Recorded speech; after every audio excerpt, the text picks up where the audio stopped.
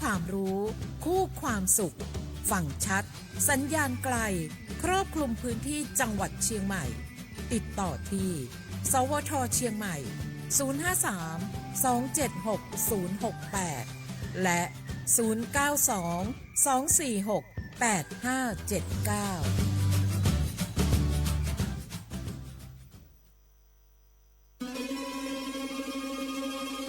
ก้าวสำคัญมาถึงแล้วเจียงใหม่นครหลวงของล้านนาสู่การเป็นมรดกโลกต่างวัฒนธรรมขององค์การยูเนสโก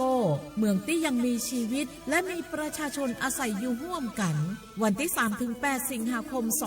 2569 นี้สภาการโบราณสถานระหว่างประเทศจะลงพื้นที่ตรวจความพร้อมจังหวัดเจียงใหม่ขอเชิญชวนภาครัฐเอกชนและพี่น้องชาวเจียงใหม่ทุกคนมาร่วมแรงร่วมใจพัฒนาปรับปรุงพื้นที่ทั้ง5ประตู4แจ่งตามแนวคูเมืองและ7วัดสำคัญวัดเจียงมั่นวัดพระสิงห์วัดเจดีย์หลวงวัดพระธาตุดอยสุเทพวัดสวนดอกวัด7ยอดและวัดอุโมงค์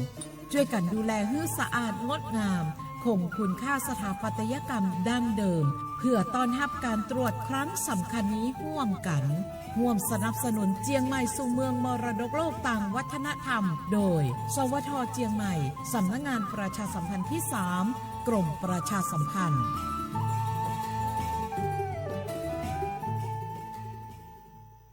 นี่พวกเราเห็นเขาฮิตบุหรี่ไฟฟ้ากันอะสูบแล้วมันดูเท่ด้วยเอาสักปื๊ดไหมไม่ดีหรอกมั้งไม่ดีหรอกเท่แค่ไหนก็ไม่คุ้มหรอกนะรู้ไหมมันทำให้ติดนิโคตินเร็วมากแต่เขาบอกว่ามันเป็นแค่ไอ้น้ำมันไม่อันตรายนะไม่จริงเลยบุหรี่ไฟฟ้ามีสารเคมีทำลายปอดเสี่ยงมะเร็งสมองเบลอส่งผลต่อการเรียนแล้วก็อารมณ์แปรปรวนอีกด้วยนะจริงเหรอแล้วมันผิดกฎหมายด้วยไหมล่ะใช่ทั้งซื้อขายและครอบครองมีโทษหมดอนาคตไม่มีปุ่มย้อนกลับเลือกให้ดีก่อนชีวิตจะพังงั้นไม่ลองดีกว่าสุขภาพต้องมาก่อนแล้วถูกต้องเลือกชีวิตเลือกอนาคตห่างไกลบุหรี่ไฟฟ้าเจงเพ่บุหรี่ไฟฟ้าอันตรายไม่ปลอดภัยและไม่ใช่ทางเลือกของเยาวชนไทยหยุดคิดสักนิดก่อนชีวิตจะพังด้วยความปรารถนาดีจากสำนักงานประชาสัมพันธ์ที่3กรมประชาสัมพันธ์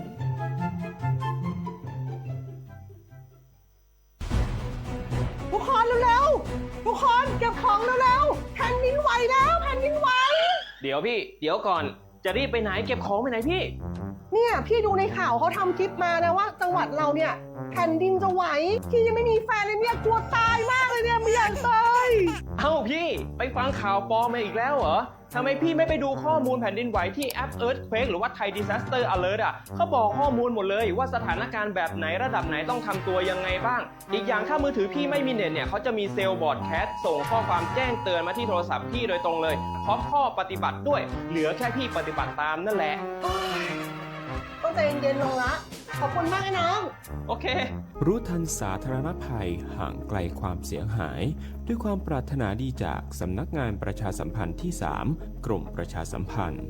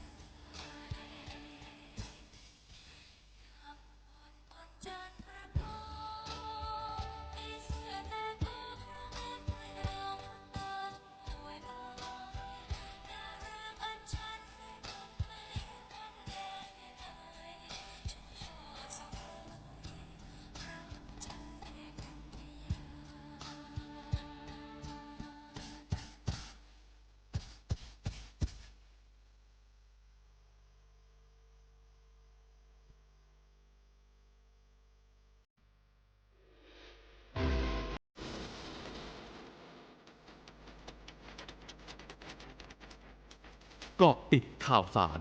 ทันเหตุการณ์ในพื้นที่ ด้วยข้อมูลที่เป็นกลางกับทีมข่าว สวท.เชียงใหม่ ติดตามได้ในมองเชียงใหม่ ทางสถานีวิทยุกระจายเสียงแห่งประเทศไทย จังหวัดเชียงใหม่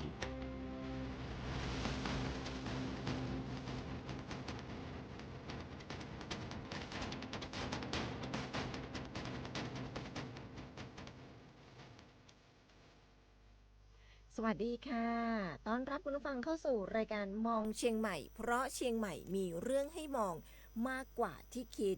รวมจับประเด็นร้อนฟังเรื่องราวใกล้ตัวกับพวกเราทีมข่าว สวท.เชียงใหม่ค่ะเจอกันแบบนี้เป็นประจำในทุกวันจันทร์ยาวจนถึงวันศุกร์เลยค่ะ5 วันเต็มๆนะคะหลังเคารพธงชาติเจอกับพวกเราทีมข่าว สวท.เชียงใหม่ผ่านทางคลื่น FM 93.25 เมกะเฮิรตซ์แห่งนี้ของสวท.เชียงใหม่และคลื่น 98 เมกะเฮิรตซ์ของสวท.เชียงใหม่กรมประชาสัมพันธ์เช่นเดียวกันค่ะนอกจากนี้เรายังเจอกันในสื่อโซเชียลมีเดียหรือสื่อสังคมออนไลน์ไปควบคู่กันพร้อมๆกันผ่านทางแฟนเพจ Facebook สวท.เชียงใหม่ PRD ค่ะวันนี้อยู่กับเรา2คนดิฉันพิมลการเดชะชัยค่ะผมคมสันคำบงครับหนึ่งหนุ่มหนึ่งสาวยังคงมาพูดคุยกับคุณผู้ฟังยามเช้าของวันอังคารที่สดใสคุณอากาศอาจจะมีมืดๆครึ้มๆดิฉันขับรถมาเนี่ยฝนแบบโปรยปลายบรรยากาศน่านอนมากใช่แล้วดิฉันก็เลยเปิดเพลงอุทยานดอกไม้ให้ฟังกันเลยเช้านี้เพื่อใครสนใจท่องเที่ยวในช่วงของฤดูฝนที่ซีซั่นนะฮะใช่คุณก็จะแบบเห็นสีเขียวๆคุณดอกไม้ก็จะเริ่มปริบานแล้วก็จะมีแบบเหมือนละอองฝนอยู่บนปลายกลีบดอกไม้คุณโอ้โหเป็นบรรยากาศที่ต้องบอกว่าสดชื่นจริงๆนะในช่วงของการท่องเที่ยวในช่วงของฤดูฝนแบบนี้แต่การท่องเที่ยวในฤดูฝนก็มีเรื่องที่ต้องระมัดระวังด้วยเหมือนกันนะคะคุณผู้ฟังนั่นก็คือเรื่องของอาจจะมีในส่วนของฝนตกหนักในบางพื้นที่ส่งผลให้มีเรื่องของน้ำป่าไหลหลากเพราะฉะนั้นสถานที่ท่องเที่ยวทางธรรมชาติที่เป็นพวกน้ำตกถ้ำลอดเนาะคุณเนาะก็ต้องระมัดระวังด้วยแล้วก็เชื่อฟังหรือว่าฟังคำเตือนของเจ้าหน้าที่ที่ดูแลในพื้นที่เพราะว่าเขาอยู่มานานเขารู้ว่าน้ำแบบนี้เสียงแบบนี้ลักษณะแบบนี้จะเกิดอะไรขึ้นในอนาคตอันใกล้อะไรแบบนี้นะคะเพราะฉะนั้นเนี่ยก็ต้องเชื่อฟังหรือว่าฟังคำแจ้งเตือนของเจ้าหน้าที่ที่ดูแลในส่วนของสถานที่ท่องเที่ยวตามธรรมชาติด้วยค่ะครับแต่ก็เที่ยวได้นะคุณเที่ยวได้อยู่ฮะแต่ว่าอย่างที่พี่เอกบอกแหละต้องปฏิบัติตามคำแนะนำของเจ้าหน้าที่นะครับช่วงนี้เพราะว่าฟ้าฝนนะฮะเพราะว่าเราอาจจะอยู่ท้ายน้ำเนาะต้นน้ำเขาอาจจะมีฝนตกนะครับอาจจะมีฝนตกแล้วก็ปริมาณน้ำอาจจะเยอะเราคุยกันทุกครั้งก็คือน้ำป่านะครับมันมาเร็วแล้วก็มาแรงนะครับแป๊บเดียวนะฮะอาจจะมาถึงเราเนี่ยนะครับในเวลาอันใกล้นะครับสังเกตจากสีน้ำก็ได้นะครับบางทีเจ้าที่อาจจะไม่ได้อยู่ในพื้นที่จุดที่เราอยู่นะครับหรือว่าเราอาจจะอยู่ต้นน้ำเราไปเที่ยวทางต้นน้ำนะครับก็นี่นะครับปฏิบัติตามคำแนะนำของเจ้าหน้าที่นะครับลดความเสี่ยงนะไม่ว่าจะเป็นเรื่องของชีวิตและก็ทรัพย์สินด้วยครับค่ะก็ระมัดระวังกันด้วยนะคะท่องเที่ยวได้เชียงใหม่ท่องเที่ยวได้ตลอดทุกวันเลย365วันค่ะและที่สำคัญเชียงใหม่ตอนนี้เราเตรียมรับในส่วนของการตรวจประเมินของการขึ้นทะเบียนเป็นมรดกโลกทางวัฒนธรรมนะคะซึ่งเขาก็จะเข้ามาตรวจเนี่ยทั้งหมด8จุดด้วยกันคุณก็จะมี7วัดกับประตูมือกับกำแพงเมืองเนาะเพราะฉะนั้นเนี่ยรอบคูเมืองเชียงใหม่ถือว่าเป็นตัวกำแพงเมืองทั้งหมดเพราะฉะนั้นเนี่ยอยากขอความร่วมมือเราเป็นเจ้าบ้านที่ดีช่วยกันดูแลพื้นที่ให้เราได้ขึ้นทะเบียนโลกเป็นมรดกโลกกันนะคะคุณผู้ฟังเพราะว่าพอเราขึ้นทะเบียนเป็นมรดกโลกแล้วเนี่ยนักท่องเที่ยวต่างชาติจากที่เคยอยากมาเที่ยวเชียงใหม่ก็จะมีความอยากเพิ่มขึ้นอะไรทำให้ตัวเมืองเชียงใหม่เนี่ยซึ่งมีทั้งความเจริญรุ่งเรืองต้องบอกมีความเจริญทางเทคโนโลยีและก็ยังคงความเป็นล้านนาที่ตะต่อนยอนยังมีอัตลักษณ์ ที่น่าค้นหามีมนต์เสน่ห์อะไรทำให้เราได้เป็นมรดกโลกทางวัฒนธรรม อันนี้ดิฉันลุ้นนะพยายามให้เราได้เป็น ก็เลยอยากจะให้ทุกท่านร่วมเป็นเจ้าภาพหรือร่วมกันสอดส่องดูแลอะไรที่ไม่ดีคุณขีดเขียนไปเขียนที่บ้านกระดาษมี บ้านก็ขีดเขียนในโทรศัพท์มือถือมาต้องไปขีดเขียนกำแพงวาดมาต้องไปขีดเขียน เหลือแค่ไม่ถึงเดือนนะพี่เอ๋ ใช่คุณ ใช่ไหม แล้วก็ไม่ต้องไปขีดเขียนในที่อื่นๆด้วยนะคะอ่ะอีก1 เดือนไม่ถึงแล้วนะคะสำหรับการเข้ามาตรวจประเมินของเจ้าหน้าที่จากสภาโบราณสถาน ระหว่างประเทศนะครับ ใช่ ที่เขาจะมาตรวจนะวันที่ 3-8 3-8 สิงหาคม ครับ อ่ะแต่ตอนนี้มาดูก่อนว่าช่วงนี้จะแอลได้จะได้พ่องฝนฟ้าเป็นจะได้สำหรับในช่วงของสัปดาห์นี้มาดูกันก่อนคุณผู้ฟัง พยากรณ์อากาศค่ะในช่วง 24 ชั่วโมงนี้นะคะ สภาวะอากาศทั่วไปนี่เป็นภาพรวมทั้งภาคเหนือของเราเลย ภาคเหนือยังคงมีฝนตกหนักบางแห่ง เนื่องจากมีหย่อมความกดอากาศต่ำบริเวณประเทศเวียดนามตอนบน ประกอบกับมรสุมตะวันตกเฉียงใต้ที่พัดปกคลุม ทะเลอันดามันประเทศไทยแล้วก็อ่าวไทยมีกำลังปานกลางค่ะ ขอให้พี่น้องประชาชน ระวังอันตรายจากฝนตกหนักและฝนที่ตกสะสม ซึ่งอาจจะทำให้เกิดเรื่องของน้ำท่วมฉับพลัน น้ำป่าไหลหลาก โดยเฉพาะพื้นที่ลาดเชิงเขา ใกล้ทางน้ำไหลผ่านและพื้นที่ลุ่มไว้ด้วยค่ะ เชียงใหม่วันนี้นะคะต้องบอกว่าฝนลดลงจากเมื่อวานนิดหนึ่งคุณนิดหนึ่ง นิดเดียวใช่ไหมฮะ นิดเดียวค่ะ เชียงใหม่ยังมีเรื่องของฝนฟ้าคะนอง แล้วก็มีฝนตกหนักบางแห่งค่ะ วันนี้เนี่ยมีฝนอยู่ที่60%ของพื้นที่ อุณหภูมิต่ำสุด 25 องศาเซลเซียสค่ะ อุณหภูมิสูงสุด 33 องศาเซลเซียส ส่วนเรื่องของการคาดหมายปริมาณฝนสะสมในพื้นที่จังหวัดเชียงใหม่วันนี้ 2 ระดับเหมือนเดิม แต่ว่าวันนี้เนี่ยเกาะกลุ่มกันเป็นป๊อ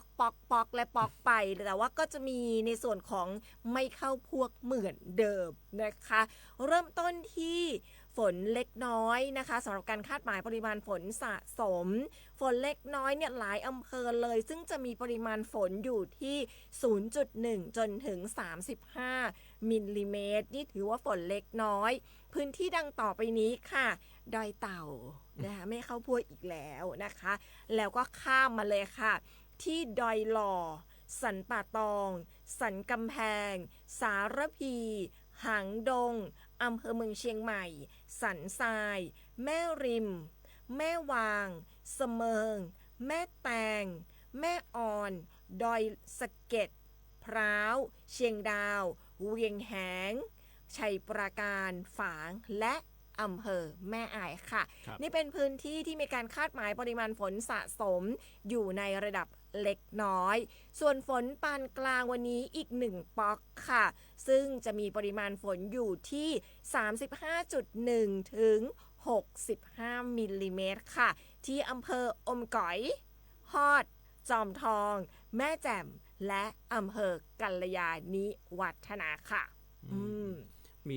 มีฝนทุกพื้นที่ ใช่ นะแต่ว่าอาจจะมี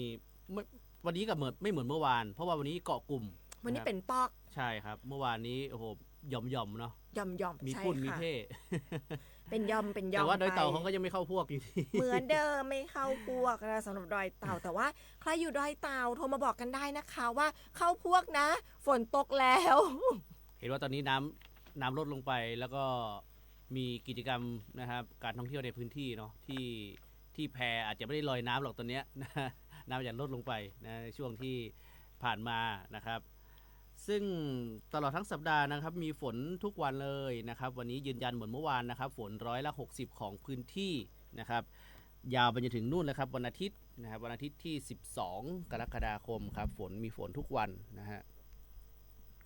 อันนี้เป็นการพยากรณ์อากาศนะครับ ที่ไหนเป็นอย่างไรนะครับช่วยเราจัดรายการได้นะครับที่ไหนเป็นอย่างไรฝนตกบ้างหรือเปล่า แต่รู้สึกว่าตอนเมื่อสักครู่เนี่ยขับรถเข้ามาก่อนถึงสถานีเนี่ยมีฝนตกฮะบรรยากาศนี่น่านอนมากๆบอกอย่างนี้ ดิฉันได้ออกจากบ้านมาก็ฝนตกแล้วคุณแต่ว่าต้องบอกว่าโปรยแต่คือเมื่อเช้าเนี้ยตื่นค่อนข้างจะเช้า แล้วก็ออกบ้านแต่เช้าด้วยเหมือนกันก็ต้องบอกว่าโปรยตั้งแต่เช้าแต่แบบโปรยแบบ แป๊บเดียว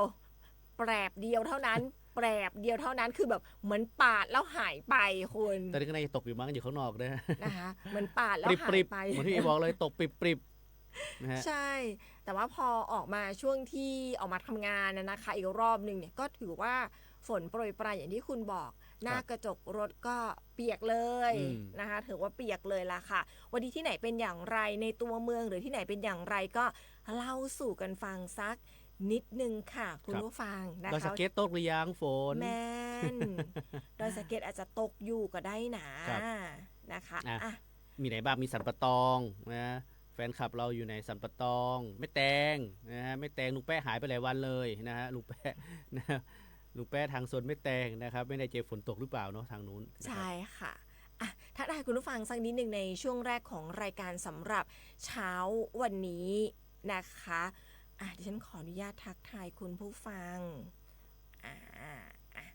ดิฉันเห็นนะคะคุณสิรินันท์ค่ะทักทายเรามาสวัสดีค่ะดีเจเสียงเพราะค่ะแม่ทาท้องฟ้ามืดคลึ้มค่ะคุณสิรินันท์นะคะส่งสติกเกอร์รูปดอกไม้มาเป็นกำลังใจให้เราด้วยคุณวารินค่ะทักทายเรามาวันนี้วันพระขอบุญรักษาคุณพระคุ้มครองนะคะขอให้มีความสุขมากมายร่างกายแข็งแรงนะคะวันนี้อากาศไม่ค่อยดีฟ้าคลึมๆค่ะวันนี้วันพระด้วยนะคะแล้วก็ส่งสติกเกอร์รูปหัวใจ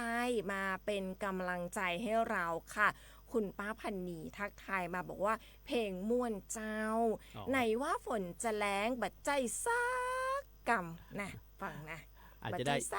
ได้อิทธิพลจากพายุไงฮะพายุอะไรนะไม่สักแต่ว่าเขาไม่ได้ขึ้นบ้านเรานะเขาไม่ได้เข้าบ้านเรานะคุณผู้ฟังต้องอธิบายแบบนี้ก่อนห่างๆหน่อยๆอาจจะแบบโดนเรื่องของผลกระทบอิทธิพลต่อร่องมรสุมที่พาดผ่านบ้านเรานะคะคุณสุคนค่ะทักทายเรามาสวัสดีเจ้าสันปะตองอากาศครึมๆมีฝนตกสุยๆเจ้าอันนี้ก็เห็นภาพเหมือนกันนะคุณสุยๆนะสุยๆนะคุณผู้ฟังคุณพงศักดิ์ค่ะทักทายเรามาส่งสติกเกอร์รูปหัวใจมาเป็นกำลังใจให้เราเช่นเดียวกับน้องต้นน้ำส่งหัวใจรัวๆมาเลยคุณนะคะทักทายยามเช้าของกับเราค่ะคุณสาธรค่ะคุณสาธรบอกว่าสวัสดีครับเพลงอุทยานดอกไม้เพราะดี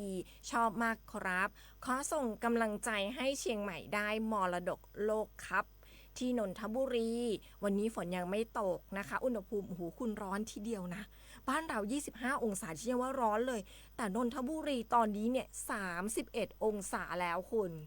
ถือว่าร้อนเลยนะโอ้ร้อนสิครับร้อน31องศาใช่ค่ะวันนี้ค่าฝุ่นเป็นสีเขียวนะคะแล้วก็ค่าฝุ่นอยู่ที่ 15.9 ไมโครกรัมต่อลูกบาศก์เมตรขอให้ทุกท่านสุขภาพดีมีความสุขชอบฟังรายการเราค่ะบอกว่าเราใจดีเป็นกันเองอู้ม่วนนะคะแล้วก็ได้สาระความรู้ค่ะขอบพระคุณค่ะคุณสิริพรส่งสติกเกอร์รูปหัวใจมาเป็นกำลังใจให้เรานะคะคุณสุภชัยทักทายเรามาสวัสดียามเช้าครับสุขสันต์วันอังคารครับวันนี้วันพระใส่บาตรเอาบุญมาฝากทีมข่าวสวท.เชียงใหม่และทุกท่านครับขอบพระคุณค่ะสาธุนะคะคุณสุภชัยส่งสติกเกอร์รูปหัวใจมาเป็นกำลังใจให้เรานะคะคุณสมชายทักทายมาบอกว่าสวัสดีครับดีเจสาวสวยหนุ่มหล่อเสียงดีอู้ม่วนมีสาระดีบอกว่าวันนี้เนี่ยชุดดิฉันสวยมากนะคะขอบพระคุณค่ะส่งสติกเกอร์รูปหัวใจมาเป็นกำลังใจให้เราด้วยนะคะคุณป้าจันยาคุณป้าแมวนะคะทักทายมาบอกว่าสวัสดีเจ้าสวัสดีค่ะนะคะแล้วก็บอกว่าท้องฟ้ามืดคลึ้มค่ะคุณพระเครื่องทั่วไทยบอกว่าสวัสดีมีความสุขยามเช้าครับทุกท่านนครศรีเช้านี้ท้องฟ้าแจ่มใสดีครับนะคะแสดงว่าวันนี้ที่นครศรีฝนยังไม่ตกฟ้าสวยเลยนะคะฟ้าแจ่มใสนะคะคุณนึกคนเลี้ยงแมวบอกว่าดีครับวันนี้เหมือนเดี๋ยวนะคะดิฉันวันนี้เหมือนหน้าหนาวเลยมีสุขครับจริงค่ะคุณเหมือนแบบปลายฝนต้นหนาวอ่ะแบบโอ้บรรยากาศแบบน่าไปท่องเที่ยวในแบบโอ้โหแบบ ต้องป่าปงเปลียงนะ ป่าโปงเปียง ถ้าปลายฝนต้นหนาวเนี่ยต้องป่าปงเปียง เพราะว่าเขาลงต้นข้าวแล้ว ตอนนี้ก็ อะ ลงต้นกล้าไปแล้ว มีการ ใช่ หว่านต้นกล้าไปแล้ว ปักดำไปแล้วนะครับ เดี๋ยวอีกสักเดือนหนึ่งเนาะพี่สัก ใช่ เดือนหนึ่ง สักเดื น่า อน จะเขียวชะอุ่มเป็นนาขั้นบันได เพราะเขาจะบอกว่าเขาก็ปลูกวันแม่ เกี่ยววันพ่อ เกี่ยววันพ่อนะ พ คะ อดี มัน เลย ก็ นะฮะ ปลายฝนต้นหนาวพอดีเลยคุณ ครับ บรรยากาศแบบฝนโปรยปลาย ก็ จิ ถ้า บกาแฟ ถ้าไปช่วงกรกฎาถ้าไปช่วงสิงหากันยาก็จะเจอทุ่งนาสีเขียว ค่ะ แต่พอช่วงตุลาก็จะเป็นทุ่งนาสีทอง อ่า เลือกเอา ได้สองบรรยากาศ ได้สองบรรยากาศ ถ้าอยาก อันนั้น ไป ก็จะเป็นปลายฝนต้นหนาว ถ้าอยากไปทั้งสองบรรยากาศต้องไปสองรอบ ไปสองรอบ สอง ครับ รอบนะคะ คุณลำดวนค่ะ บอกว่าสวัสดีเจ้า FC สันทราย ฟังทางวิทยุทุกวันเจ้า ฟังสรุปข่าวเจ้าวันอาทิตย์ต่อยเจ้า แม่นเจ้าเขามีรายการมองเชียงใหม่สรุปข่าว รอบสัปดาห์ในเช้าวันอาทิตย์ต้องบอกว่าเช้าตรู่ค่ะคุณฟังเสียงตรู่ดิฉันนะ คือเช้ามาก6โมง10นาทีโดยประมา 6 ณ นาทีครับ กลายถึง7โมง จริงๆเราเจอกันแทบทุกวันเนอะ แทบทุกวันค่ะ แทบทุกวันเพราะว่าเรามีสรุปข่าว4 ทุ่ม ใช่ มีส ทุ รุป กวั ข่าวน 4 เล ทุ่ม ย ทุกวัน ใช่ สรุปข่าว ค่ะ 4 ทุ่มจะมีทุกวันนะครับในรอบวัน แล้วก็มี2 ทุ่มครึ่งถึง3 ทุ่ม ค่ะ นะครับคุยข่าวรอบวันก็ช่วง2 ทุ่มครึ่งถึง3 ทุ่มนะครับแล้วก็จะมีตอนเช้าของวันอาทิตย์ทุกวันอาทิตย์เลยนะครับตั้งแต่6โมง10 นาทีโดยประมาณ6 โมงเช้า ค่ะ บอกยาวไปถึง7 โมง 7โมง ครับ ก็จะเป็นเรื่องราว ป็นก ข่าวสาร ใช่ ใช่นะคะ คุณน้อยค่ะทักทายมาสวัสดีเจ้าทั้งสองท่านแต่ว่าทักทายบอดตันเจ้า อยากหันกระเป๋าแล้วเจ้าเดี๋ยวส่งฮื้อนะเจ้าแต่ตอนนี้ก็ทยอยเริ่มโทรแล้วเพราะว่าต้องขออภัยตัวจริงๆ เพราะว่าช่วงนี้เนี่ยภารกิจค่อนข้างจะหนาแน่นนิดนึงอาจจะจ้าสักหน่อยนะเจ้า เพราะว่าตะวันนี่ก็มีภารกิจเรื่องของตัวมียื่นหนังสือ มียื่นหนังสือด้วย มีหนังสือ แล้วก็เมื่อวานนี้เราไปงานชาปนกิจป้าต้อมนะ ค่ะ อปมชที่อยู่เคียงคู่กับสวทเชียงใหม่ของเรา ค่ะ นะเป็นถือว่าเป็นแม่ครัวใหญ่ให้กับสวทเชียงใหม่ของเรามาทุกงาน ป้าต้อม ไม่ ช่ เค วย ย เรา ขาด ใช่ค่ะ อืม ป้าต้อมช่วยเราหลายเรื่องเลยมานานมากๆ เมื่อวานนี้ก็เป็นงานชาปนกิจแล้วก็มีเรื่องของยื่นหนังสือแล้วก็ต่อด้วยภารกิจอาจจะข ยื่นหนังสือ ขภัยด้วย ยื่นหนังสือแล้วก็ไปงานชาปนกิจกลับมา ค่ะ ก็มีช่างนะมีช่างจากบริษัทภายนอกนะที่มาติดตั้งนะครับ ก็มาติดตั้งที่ห้องข่าวก็เลยไม่ได้ทำงานนะดูพี่ช่างเขาทำงานกันก็คือมาติดตั้งอุปกรณ์เตือนภัย ใช่ค่ะ ในกรณีที่เกิดสาธารณภัย ไม่ว่าจะเป็นแผ่นดินไหว อืม นะครับน้ำท่วมนะครับ มีอะไรอีกที่เขาจะเตือนกัน ก็เรื่อ เมื่อวานก็ทดสอบเซลล์บอร์ดแคสด้วยนี่ ใช่เหมือนทดสอบเซลล์บอร์ดแค เสียง ส คุ ก็ ้นๆนะเมื่อวานนี้ ก็จะทำให้เราเนี่ยแจ้งเตือนคุณผู้ฟังได้เร็วขึ้น ใช่ครับ นะคะเพราะว่ามาติดตั้งที่เราทำให้เราเห็นเรื่องของการแจ้งเตือนได้เร็วขึ้นนะคะอาจจะเร็วนิดหน่อย แต่ว่าก็สามารถทำให้พวกเราเนี่ยได้มีโอกาสที่จะแจ้งเตือนได้เร็วขึ้นด้วย คือน้ำท่วม ะคะ เนี่ยแจ้งเตือนได้ครับ แต่ว่า ค่ะ พอแผ่นดินไหวเนี่ยเขาเรียกว่าบิดาแห่งสาธารณภัย ซึ่งเราไม่สามารถแจ้งเตือน ไม่ ได้ สามารถแจ้งเตือนลวงหน้าได้ แล้วก็เราไม่รู้เลยว่ามันจะเกิดขึ้นเมื่อไหร่ ใช่ คือรู้อีก ค่ะ ทีคือเกิดการสั่นไหวแต่ว่าก็จะเตือนให้เร็วที่สุด เท่า นะครับ ที่เราจะทำได้ ใช่ นะ ครั คะ บ เพราะฉะนั้นเมื่อเกิดสาธารณภัยในทุกๆเรื่อง น้ำท่วมน้ำดินโคลนถล่มน้ำป่าไหลหลากแผ่นดินไหวขอให้ทุกท่านตั้งสติค่ะ ครับ ตั้งสตินะคะ อย่าเพิ่งวิ่งนะ อย่าเพิ่งวิ่งตั้งสติ อย่างที่เราได้คุยกันแล้วเนาะ ใช่ ไม่ใช่ ค่ะ แผ่นดินไหวแล้วรีบวิ่งต้องดูความปลอดภัยต้องแงนดูก่อนว่าเอ๊ะจะมีอะไรหล่นใส่หัวเราหรือเปล่า ดูปลอดภัยแล้วค่อยวิ่งค่อยออกจากอา ใช่ คาร ค่ะอ่ะ ก็เป็นเรื่องของสาธารณภัยนะคะ ครับ ทักทายคุณผู้ฟัง ช่วงนี้เราไปติดตามข่าวสารดีๆ จาก PEA กันก่อนนะคะ คุณผู้ฟังแล้วเดี๋ยวค่อยกลับมาพูดคุยข่าวสารอื่นๆกันค่ะ ช่วง สิ่งดีๆ จาก PEA สำหรับข่าวสารดีๆจาก PA วันนี้นะครับ PA เตือนภัยครับมิจฉาชีพใช้เอกสารปลอมนะครับ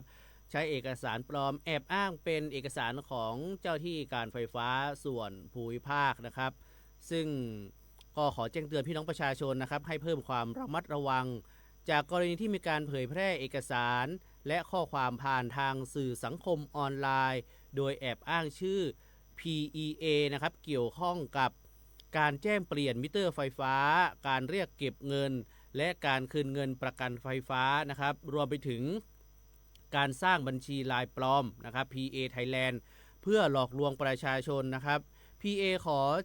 ยืนยันนะครับว่าเอกสารและบัญชีดังกล่าวเนี่ยเป็นของปลอมนะฮะแล้วก็ไม่ได้ออกโดยหน่วยงานแต่อย่างใด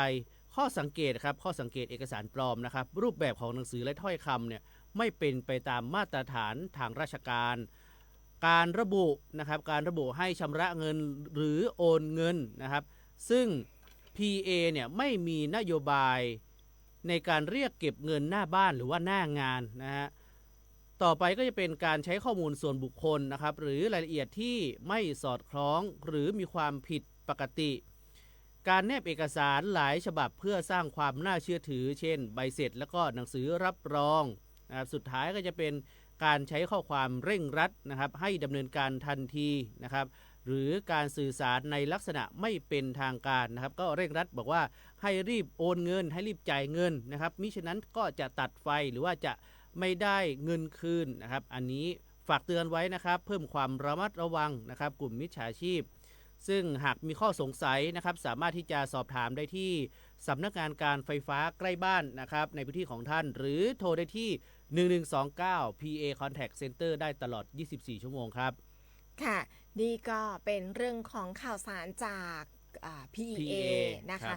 1129 PA Contact Center อย่างที่เคยเล่าให้ฟังค่ะคุณผู้ฟังเจ้าหน้าที่การไฟฟ้าเขาจะไม่เก็บเงินเราหน้างานเขาจะให้เราไปจ่ายเงินก่อนที่เขาจะออกมาทำงานให้เรานะคะนี่ก็คือประสบการณ์ล่าสุดเลยที่เพิ่งไปดำเนินการเรื่องของไฟฟ้ามา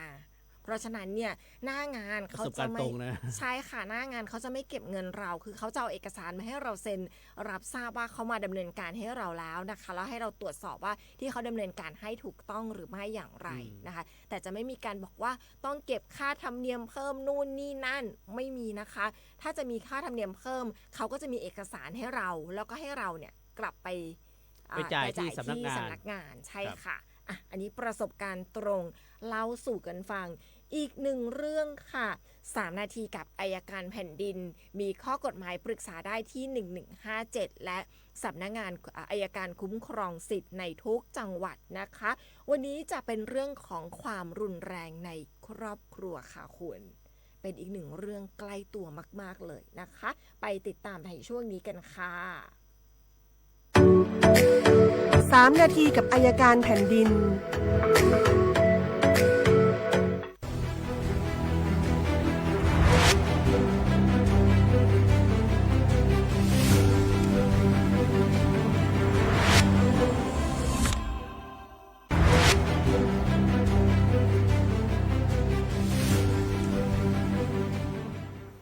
วันนี้ค่ะมาจากข่าวสะเทือนใจนะคะที่ว่าคนในครอบครัวเนี่ยมีพฤติกรรมเมาสุราแล้วก็ทุบตีคนในบ้านทุกวันเลยจนในที่สุดเนี่ยคนในครอบครัวทนไม่ไหวแล้วก็บานปลายกลายเป็นเหตุฆาตกรรมซึ่งอัยการนะคะอยากจะบอกว่าความรุนแรงในครอบครัวเนี่ยมันไม่ใช่เรื่องส่วนตัวนะคะแต่มันเป็นเหมือนระเบิดเวลาที่เราควรจะดับมันเสียก่อนที่มันจะเกิดเหตุขึ้นในทางกฎหมายนะคะประเทศไทยเราค่ะมีพระราชบัญญัติว่าด้วยการคุ้มครองผู้ถูกกระทำด้วยความรุนแรงในครอบครัวพ.ศ. 2550เป็นหลักในการคุ้มครองในเรื่องนี้จริงๆมันมีหลายกฎหมายนะคะแต่ว่าวันนี้เราจะพูดกันเฉพาะตัวนี้เป็นหลักซึ่งกฎหมายตัวนี้ค่ะมันจะมีหลักอยู่3ข้อที่พวกเราควรจะรู้นะคะข้อแรกค่ะเมื่อมีความรุนแรงในครอบครัวเกิดขึ้นกฎหมายบอกว่าเราทุกคนนะคะมีหน้าที่ในการที่จะต้องแจ้งเหตุให้กับเจ้าพนักงานทราบหน้าที่ในการแจ้งเหตุนี้ค่ะอาจจะไม่ใช่คนที่เกี่ยวข้องก็ได้หมายถึงไม่ได้เป็นญาติอะไรกับผู้กระทำแต่เราพบเห็นเหตุหรือเราทราบเหตุมาเราก็มีหน้าที่แจ้งเหตุนี้ให้กับเจ้าพนักงานเขาทราบด้วยนะคะก็ไม่ต้องกลัวเลยเพราะว่ากฎหมายเนี่ยให้ความคุ้มครองว่าผู้แจ้งเนี่ยจะไม่ต้องรับผิดทั้งทางแพ่งทางอาญาแล้วก็ทางปกครองเลยข้อ2ค่ะหลังจากแจ้งแล้วค่ะกฎหมายเนี่ยก็บอกว่าพนักงานเจ้าหน้าที่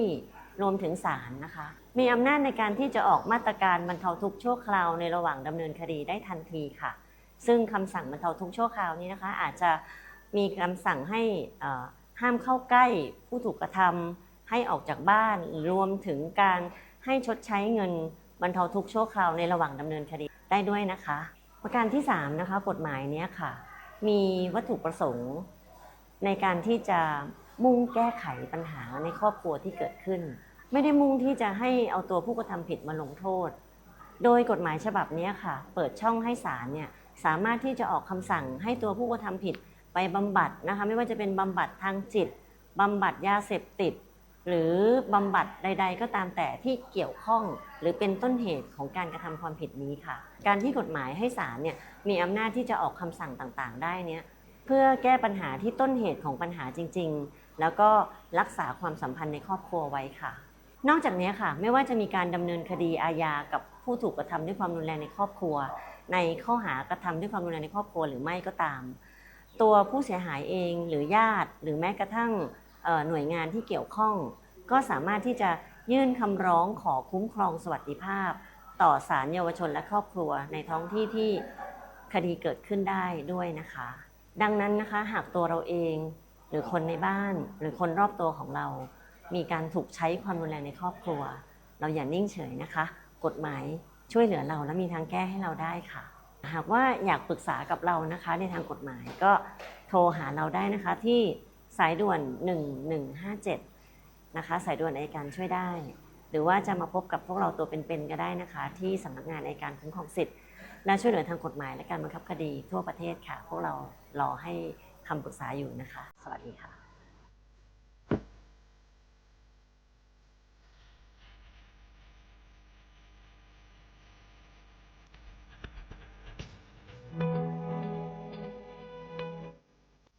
อย่างที่ท่านอัยการบอกนะคุณ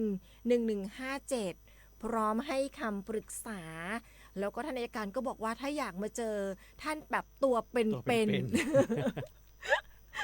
เหมือนพวกเราเลยนะฮะค่ะตัวเป็นๆก็ไปปรึกษาท่านได้ที่สำนักงานอัยการคุ้มครองสิทธิ์มีอยู่ทุกจังหวัดเลยแล้วก็ในอำเภอที่อาจจะห่างไกลจากตัวเมืองหรือตัวจังหวัดนะคะก็จะมีสำนักงานอัยการคุ้มครองสิทธิ์ในส่วนของอำเภอนั้นๆด้วยก็อย่างเช่นบ้านเราก็จะอยู่ทางอำเภอฝางนะคะด้วยอีกหนึ่งที่หนึ่งพื้นที่ด้วยนะคะงั้นเราไปต่อกันที่ข่าวสารจากคปภ.ค่ะจากเรื่องกฎหมายไปต่อด้วยเรื่องของประกันภัยกันสักนิดหนึ่งค่ะช่วงข่าวสารจากคปภ.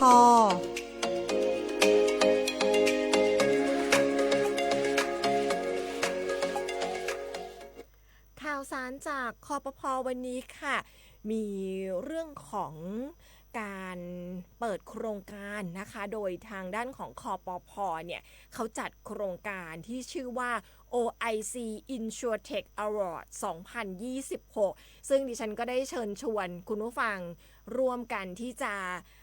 ส่งผลงานด้วยนะคะซึ่งเป็นการผนึกกำลังร่วมกันของ6พันธมิตรค่ะไม่ว่าจะเป็นภาครัฐภาคเอกชนหรือว่าสถาบันการศึกษาที่จะปลุกปั้นใช่คำว่าปลุกปั้นนะคะ Tech Talent รุ่นใหม่สร้างนวัตกรรมประกันภัยรับมือความเสี่ยงอุบัติใหม่แห่งอนาคตค่ะซึ่งโครงการนี้ก็เริ่มเปิดมาในช่วงของสัปดาห์ที่ผ่านมาค่ะเมื่อวันที่2กรกฎาคม2569ทางด้านของเลขาธิการคณะกรรมการกำกับและส่งเสริมการประกอบธุรกิจประกันภัยหรือว่าเลขาธิการคปภ.นายชูชัดประมูลผลก็เป็นประธานเปิดโครงการ OIC InsurTech Award 2026 นะคะเป็นซึ่งก็เป็นภายใต้แนวคิดก้าวข้ามขีดจำกัดรับมือความเสี่ยงอุบัติใหม่ในโลกอนาคตค่ะซึ่งทางด้านของเลขาธิการคปภ.ก็บอกนะคะว่านวัตกรรมที่สามารถเปลี่ยนแปลงอุตสาหกรรมประกันภัยอาจไม่ได้เริ่มต้นจากองค์กรขนาดใหญ่เสมอไปค่ะแต่อาจจะเกิดจากนักศึกษาสตาร์ทอัพหรือผู้ที่มองเห็นปัญหาแล้วก็กล้าคิดในสิ่งที่แตกต่างสำนักงานคปภ.ก็ได้จัดโครงการนี้แหละค่ะ OIC InsurTech Award 2026 ขึ้นเพื่อเป็นเวทีเปิดกว้างในการค้นหาและสนับสนุนแนวคิดเทคโนโลยีและนวัตกรรมใหม่ที่จะช่วยยกระดับระบบประกันภัยให้เข้าถึงง่ายรวดเร็วเป็นธรรมแล้วก็ตอบโจทย์ผู้บริโภคยุคใหม่ปีนี้ค่ะมีการกำหนดโจทย์การแข่งขันให้พัฒนาโซลูชันรองรับ4ความเสี่ยงสำคัญนั่นก็คือความเสี่ยงอุบัติใหม่ความเสี่ยงจากสังคมสูงวัยอันนี้เนี่ยน่าสนใจเพราะว่าประเทศไทยก้าวเข้าสู่สังคมสูงวัยแล้วนะคะ แล้วก็เป็นเรื่องของความเสี่ยงจากภัยพิบัติแล้วก็การเปลี่ยนแปลงสภาพภูมิอากาศแล้วก็อีกหนึ่งเรื่องคือความเสี่ยงทางไซเบอร์คุณถือว่าเป็นเรื่องสำคัญเนาะ4ด้านเนี่ย4ความเสี่ยงเนี่ยถือว่าสำคัญเลยทีเดียวค่ะสำหรับเรื่องของการประกันภัยโดยเฉพาะในเรื่องของด้านไซเบอร์ใช่ค่ะเพราะว่าคือมิจฉาชีพรันทุกวงการไปทุกที่พี่เออาจจะเรื่องของกรมธรรม์ด้วยนะฮะเรื่องของเขาเรียกว่าค่าใช้จ่ายนะค่าใช้จ่ายด้วยนะครับตอนนี้อาจจะมีเรื่องของการลดแลกแจกแถมไม่แหละนะครับพอจ่ายเงินปั๊บก็ติดต่อไม่ได้ใช่ค่ะก็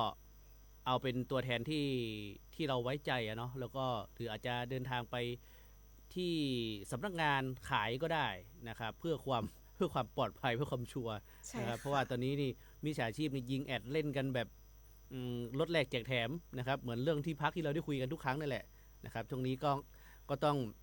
เพิ่มความระมัดระวังเป็นพิเศษนะครับมิจฉาชีพครับก็อันนี้ก็เป็นเรื่องของการอบรมนะคุณแล้วก็เรื่องของการทำผลงานของน้องๆนักศึกษาสตาร์ทอัพที่เข้าไปร่วมโครงการนี้เนี่ยเขาก็จะได้มี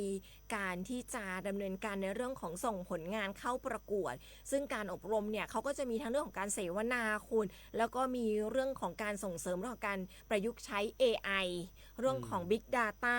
เรื่องของ IoT แล้วก็ภาพดาวเทียมค่ะซึ่งก็เป็นความร่วมมือจาก6พันธมิตรอย่างนี้ดีกว่าซึ่งเขาก็ดำเนินการภายใต้ยุทธศาสตร์ที่เราพูดกันตั้งแต่ต้นปีก็คืออึดรับทั่วล้ำนั่นเองค่ะ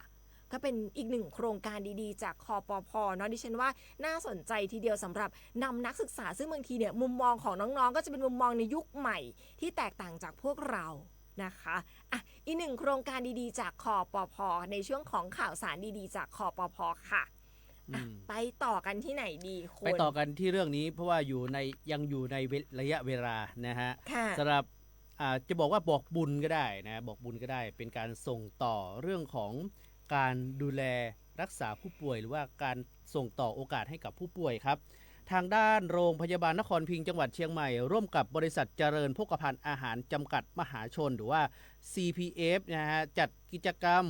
นะครับแคมเปญใหม่นะฮะแคมเปญใหม่ที่โรงพยาบาลนครพิงค์นะครับทุกการซื้อคือพลังแห่งการให้ครับเชิญชวนพี่น้องประชาชนครับร่วมอุดหนุนผลิตภัณฑ์อาหารคุณภาพสะอาดปลอดภัยในราคาพิเศษโดยรายได้หลังจากหักค่าใช้จ่ายแล้วเนี่ยจะนำไปสมทบทุนจัดซื้อเครื่องมือและอุปกรณ์การแพทย์เพื่อยกระดับการดูแลผู้ป่วยของโรงพยาบาลนครพิงค์กิจกรรมนี้ครับจัดขึ้นระหว่างวันที่6ถึง8กรกฎาคม2569ตั้งแต่เวลา 7 นาฬิกาจนถึงเวลา 18 นาฬิกาหรือว่า 7 โมงเช้าถึง 6 โมงเย็นนั่นเองณลานอเนกประสงค์โรงพยาบาลนครพิงค์จังหวัดเชียงใหม่นะครับงานนี้เปิดแล้วเมื่อวานนี้นะครับโดยทางด้านท่านรองผู้อำนวยการฝ่ายบริหารนะครับนางสวคลเปี้ยสุพงศ์แล้วก็ผู้บริหารนะครับผู้บริหารของ CPF ภาคเหนือนะครับคุณชาญชัยจันทรงค์นะครับนะครับร่วมเปิดกิจกรรมเมื่อวานนี้นะครับสำหรับแคมเปญทุกการซื้อคือพลังแห่งการให้เป็นกิจกรรมหนึ่งนะครับของทางด้าน CPF ที่ร่วมดำเนินการกับโรงพยาบาลหลายแห่งทั่วประเทศเพื่อเปิดโอกาสให้ทุกภาคส่วนได้มีส่วนร่วมในการยกระดับระบบสาธารณสุขผ่านการเลือกซื้อผลิตภัณฑ์อาหารคุณภาพโดยรายได้จากกิจกรรมจะนำไปสนับสนุนภารกิจของแต่ละโรงพยาบาลทั้งการจัดหาเครื่องมือและอุปกรณ์ทางการแพทย์การซ่อมแซมและปรับปรุงอาคารและการเสริมศักยภาพของโรงพยาบาลในการรับมือกับสถานการณ์วิกฤตไม่ว่าจะเป็นอุทกภัยและแผ่นดินไหวตอกย้ำความมุ่งมั่นของ CPF ในการเคียงข้างชุมชนและยกระดับคุณภาพชีวิตของคนไทยอย่างต่อเนื่องทางด้านรองผู้อำนวยการฝ่ายบริหารโรงพยาบาลนครพิงค์นะครับท่านกล่าวว่ากิจกรรมนี้เนี่ยถือเป็นความร่วมมือนะครับที่จะเปิดโอกาสให้ประชาชนได้มีส่วนร่วมในการสนับสนุนการพัฒนาระบบบริการทางการแพทย์ของโรงพยาบาลนครพิงค์เพื่อนำไปจัดหาเครื่องมือและอุปกรณ์ที่จำเป็นการเพิ่มศักยภาพการรักษาผู้ป่วยให้มีประสิทธิภาพมากยิ่งขึ้น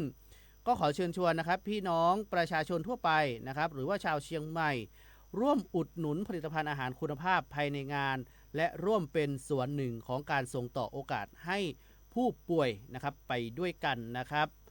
6-8นะครับกรกฎาคมที่ลานอเนกประสงค์โรงพยาบาลนครพิงค์ครับ พรุ่งนี้อีก1 วันดิฉัน ใช่ครับ ก็พยายามกลมหน้าหาปฏิทินนะคะ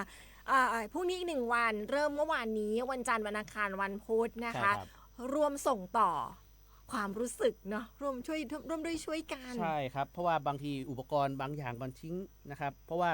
อย่างโรงพยาบาลนครพิงค์บอกว่าเป็นโรงพยาบาลประจำจังหวัด ใช่ค่ะ นะครับทุกอำเภอมาที่นี่หมดนะครับกรณีเป็นการส่งต่อนะถ้าสมมติเราโรงพยาบาลประจำอำเภอเนี่ยอาจจะเป็นเคสหนักเนี่ยก็ต้องส่งมารักษาต่อที่โรงพยาบาลนครพิงค์ด้วยนะครับ ค่ะก็ถือว่าอุปกรณ์ทางการแพทย์ อ่า เป็น อัน เรื่ นี้ อง ก็ จำเป็นนะ ถือว่าอิ่มท้องอิ่มบุญด้วยนะพี่เอเพราะว่าเป็นการเลือกซื้อผลิตภัณฑ์อาหารคุณภาพนะครับที่คัดสรรมาแล้วนะฮะ ค่ะ 3 วันด้วยกันพี่เอ6-8 6-8 จันทร์ถึงพุธ ครั นะ บ นะจันทร์ถึงพุธนี้อีกหนึ่งเรื่องขอแจ้งเตือนสักนิดนึงคุณไหนๆก็พูดถึงเรื่องโรงพยาบาลฉันก็นึกถึงเรื่องของสุขภาพ ครับ แล้วก็ตอนนี้คุณเรื่องของบุหรี่ไฟฟ้าไม่พูดถึงไม่ได้เลย เพราะว่าตอนนี้เนี่ยคนผลิตเนาะก็ผลิตออกมาในรูปแบบที่แบบดึงดูดความสนใจอะคุณบางทีก็มาในรูปแบบอย่างที่เราเห็นกันบางทีแบบเป็นรูปตุ๊กตุนตุ๊กตาที่เด็กๆชอบในยุคนี้ ครั บู บ บูอะไรเงี้ยคุณลาบูบูอะไรอย่างนี้ บางทีเขา อ๋อ ผลิตออกมาเป็นเขาเรียกว่าดูไม่ออกว่าเป็นแพ็กเกจของบุหรี่ไฟฟ้า ใช่เป็นพอร์ต ใช่ บุหรี่ ค ไฟ รับ ฟ้าที่ใช้สูบบุหรี่ไฟฟ้าและที่สำคัญเนี่ยในช่วงนี้คุณเป็นช่วงฤดูฝนบ้านเราเป็นช่วงฤดูฝน แล้วก็อย่างที่เราทราบกันฤดูฝนเองเนี่ยเขาก็มีโรคประจำฤดูเขาไม่ว่าจะเป็นไข้หวัด อืม ไข้หวัดใหญ่ ครับ RSV โดยหลักๆ แล้วส่วนใหญ่ก็คือโรคที่มาจากระบบทางเดินหายใจ ซึ่งก็มีการเตือนกันด้วยเรื่องนี้แหละคุณทางด้านของสคร1เชียงใหม่ก็เตือนนะให้หลีกเลี่ยงเรื่องของการใช้บุหรี่ไฟฟ้า หลังผลการศึกษาพบว่านิโคตินแล้วก็สารเคมีในละอองไอบุหรี่ไฟฟ้า ส่งผลให้ระบบป้องกันเชื้อโรคของทางเดินหายใจทำงานลดลงคุณ โดยเฉพาะในช่วงนี้นะคะซึ่งทางด้านของแพทย์หญิงสาวนีวิบุญสันติผู้อำนวยการสำนักงานป้องกันควบคุมโรคที่ 1 เชียงใหม่เปิดเผยบอกว่าในช่วงฤดูฝนค่ะเป็นช่วงที่โรคติดเชื้อทางเดินหายใจแพร่ระบาดมากขึ้นไข้หวัดใหญ่โควิด -19 โรคติดเชื้อไวรัส RSV โดยเฉพาะในเด็กผู้สูงอายุแล้วก็ผู้ที่มีโรคประจำตัวรวมถึงเยาวชนด้วยนะคะแนะหลีกเลี่ยงเรื่องของการใช้บุหรี่ไฟฟ้า หลังผลการศึกษาพบว่านิโคตินแล้วก็สารเคมีในละอองไอบุหรี่ไฟฟ้าเนี่ยส่งผลให้ระบบป้องกันเชื้อโรคของทางเดินหายใจทำงานลดลงทำให้ร่างกายเราเนี่ยกำจัดเชื้อโรคได้ไม่เต็มที่เพิ่มความเสี่ยงต่อการติดเชื้อได้ง่ายขึ้นโดยละอองไอจากบุหรี่ไฟฟ้าเนี่ยส่งผลกระทบต่อระบบป้องกันตามธรรมชาติของทางเดินหายใจทำให้ประสิทธิภาพในการกำจัดเชื้อไวรัสแล้วก็แบคทีเรียลดลงเมื่อเข้าสู่ช่วงฤดูฝนที่มีการระบาดของโรคทางเดินหายใจค่ะผู้ที่ใช้บุหรี่ไฟฟ้ารวมถึงผู้ที่ได้รับละอองไอจากบุหรี่ไฟฟ้าเนี่ยก็จะมีโอกาสที่จะติดเชื้อกลุ่มพวกเนี้ยได้ง่ายขึ้นแล้วก็อาจจะมีในเรื่องของอาการรุนแรงกว่าคนทั่วไปด้วยโดยเฉพาะผู้ที่มีภูมิคุ้มกันต่ำคุณไม่ว่าจะเป็นเด็กผู้สูงอายุหรือว่าผู้ป่วยโรคเรื้อรังนั่นเองค่ะบุหรี่ไฟฟ้าต้องบอกนะว่าเขาไม่ได้ทำลายเฉพาะปอดนะแต่ยังลดความสามารถของร่างกายในการต่อสู้กับเชื้อโรคทำให้เสี่ยงต่อการติดเชื้อทางเดินหายใจได้ง่ายขึ้นในช่วงของฤดูฝนนอกจากเพิ่มความเสี่ยงต่อการติดเชื้อแล้วบุหรี่ไฟฟ้ายังทำให้เยื่อบุทางเดินหายใจเกิดการระคายเคืองแล้วก็อักเสบส่งผลให้เกิดอาการไอเรื้อรังเจ็บคอหรือว่า ขออภัยค่ะหรือว่ากระตุ้นให้อาการของโรคทางเดินหายใจเนี่ยกำเริบได้คุณ ก็ตอนนี้รู้สึกว่าจะเห็นน้อยลงนะครับเรื่องของการสูบบุหรี่ไฟฟ้าก่อนที่จะมีการ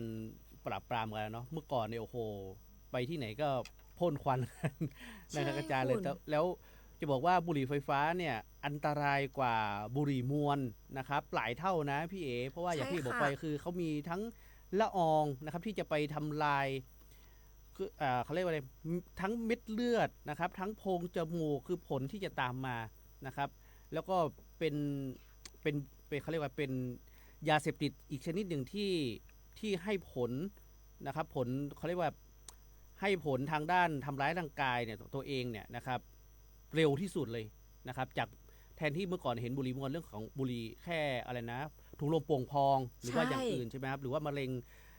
แต่อันเนี้ยคือระบบนะครับไปหมดเลยนะครับโดยเฉพาะเด็กและเยาวชนเนี่ยมันไปทำลายเรื่องของสมองนะครับเรื่องของบุหรี่ไฟฟ้าก็ต้องฝากพ่อแม่ผู้ปกครองแล้วครับอาจจะต้องดูเรื่องของอุปกรณ์ที่เด็กๆพกเนาะอย่างที่บอกไปพวกพอร์ตเนี่ยตอนนี้มันทำมาเป็นแบบตุ๊กตุนตุ๊กตาหน้ารักเลยพี่ บูเนี่ยคุณผู้ฟัง ดูไม่ออก ดูไม่ออก ใช่ ใช่ดูไม่ออกเลยนะคะหรือไม่ก็มาเป็นเหมือนแบบของแบบในกลุ่มของที่ป๊อปมาร์ทคุณ แต่ตุ๊กตาที่เด็กๆชอบอะไรอย่างเงี้ย แต่นี่ก็สั่งออนไลน์พี่เอ๋ ใช่ บางทีก็สั่งออนไลน์เพราะว่าบางทีก็ไม่ได้วางขายตามร้านค้าทั่วไปก็สั่งออนไลน์มา ผิดกฎหมายนะ ผิดกฎหมาย ออนไลน์ก็ผิดกฎหมายนะ ผิดกฎหมายด้วยแล้วก็นี่แหละคือมีผลต่อร่างกายเนี่ยทั้งระยะสั้นระยะยาวนะครับเลือกได้เลิกฮะ นะคุณผู้ฟังไผ่ยูตังแม่แจม ครับ รู้สึกกันก็เจ้า ท่าน แผ่นดินไหวขนาด 2.1 ลึก 1 กิโลเมตรที่ตำบลแม่ซึกอำเภอแม่แจมเมื่อตอนตี 5:46 นาทีเจ้า ซึ่งกล่องเฝ้าระวังแผ่นดินไหวรายงานมา ไผ่รู้สึกพ่อง 2.1 แสดงว่ามันตื้นมากกันเนอะ1 กิโล ใช่ ลึก ความลึก ไปแ 1 กิโลแล้วก็ขนาดเนี่ย 2.1 ไม่น่าเชื่ออ่ะ จะ ไผ่ จะ รู้สึก จะ พ่อง รู้สึกกันบ้างหรือเปล่า เพราะว่าตีห้าว่ามีใคร กำลังรับ มีใครตื่นแล้วบ้าง ก็แต่ว่าทางตัวเมืองไม่รู้สึกนะดิฉันตื่นละ ครั นะ บ แต่ว่าไม่รู้สึกนะคะขออนุญาตเข้าไปดูทักทายคุณผู้ฟังอีกสักรอบหนึ่งนะคะในช่วงนี้มีทักทายเพิ่มเติมนะคะกันเข้ามา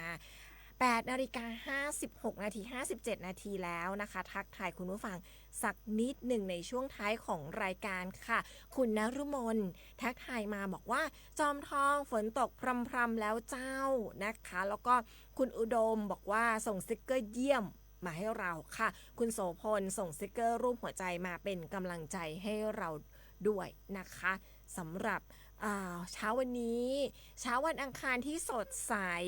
8:57 นาทีแล้วนะคะทิ้งท้ายกันสักนิดหนึ่งด้วยเรื่องสั้นๆคงต้องแจ้งเตือนนะคุณนะเรื่องของมิจฉาชีพ รันทุกวงการนะครับมิจฉาชีพไปทุกที่นะครับช่วงนี้พี่เอ๋ชวนมาเที่ย